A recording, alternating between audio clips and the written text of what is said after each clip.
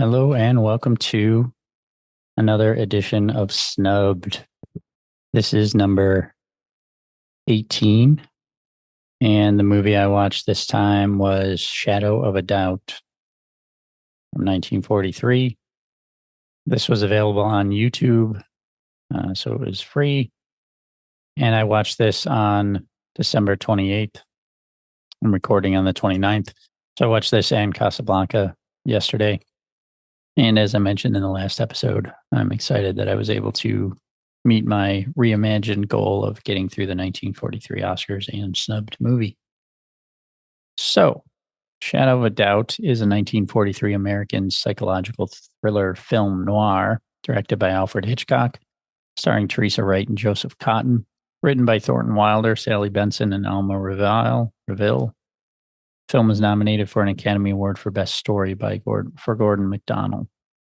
The story follows Charlie Newton and her family, who live in very quiet Santa Rosa, California.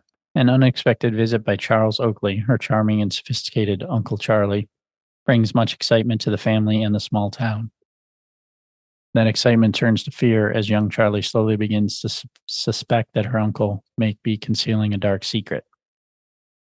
In 1991, the film was selected for preservation in the United States National Film Registry. Hitchcock's favorite of all his films, Shadow of a Doubt was also the one he enjoyed making the most. Produced by Jack H. Skirball, starring Teresa Wright, Joseph Cotten, MacDonald Carey, Patricia Colling, Henry Travers, Wallace Ford.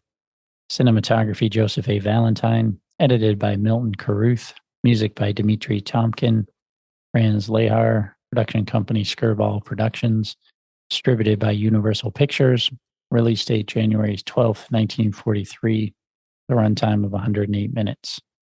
Bosley Crowther, critic for the New York Times, loved the film, stating that Hitchcock could raise more goose pimples to the square inch of a customer's flesh than any other director in Hollywood. The film has been remade twice, in 1958 as Step Down to Terror, and again under the original title, as a 1991 TV movie in which Mark Harmon portrayed Uncle Charlie. Shadow of a Doubt influenced the beginning of Park Chan-wook's 2013 film Stoker. This was good. Like, I gave it 3 stars. And I think the reason that I did is, I've watched a few, I think before doing all this, for the most part, I had seen Psycho and The Birds, and Vertigo, I think at one point I saw at least some of. I haven't seen a lot of Hitchcock's older stuff, but now I've seen a few, like Rebecca 1, and then the next year he had another one, Suspicion, with Cary Grant. And the thing I will say is, all 3 of those movies, so Rebecca, Suspicion, and this one, they're all very kind of similar feels to them. Like there's, someone suspecting another person of murder, or that they're going to murder someone, planning to murder someone, that kind of thing. So it felt very similar to that. And for that reason, I gave it 3 stars. The performances were good. Teresa Wright was very good. Joseph Cotten was very good. It just feels a little bit, and maybe it's better than the other ones, but I mean, Rebecca won Best Picture.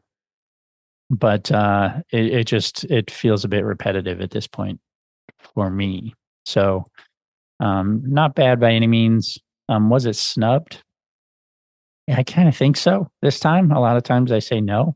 And the reason that I'm saying yes is because out of the 10 movies that were nominated this round, I don't think it would have won. It's not better than Casablanca. Let's be serious. But as I've explained before, there are two ways a movie can be snubbed. 1, snubbed from a nomination at all, and 2, snubbed from being picked as the winner. If, it was nominated, but it didn't win. So as examples, this one was not nominated and probably, in my opinion, could have been. And the other example is Citizen Kane was nominated, but did not win. So this one, in this year of movies, I gave Heaven Can Wait 1 star and The Song of Bernadette 1.5 stars. So, I'm sure that people would disagree with me on those things, but like Shadow of Doubt was way better than either of those movies. Heaven Can Wait, I can't remember all the details of it. Song of Bernadette I watched just a few days ago, and I did not like it. So, yeah, I would say that this one could have easily replaced one of those movies as a nominee. It would not have won, but it could have been nominated. I'll leave that one there, and we'll see you next time for the 1944 Oscars. Later.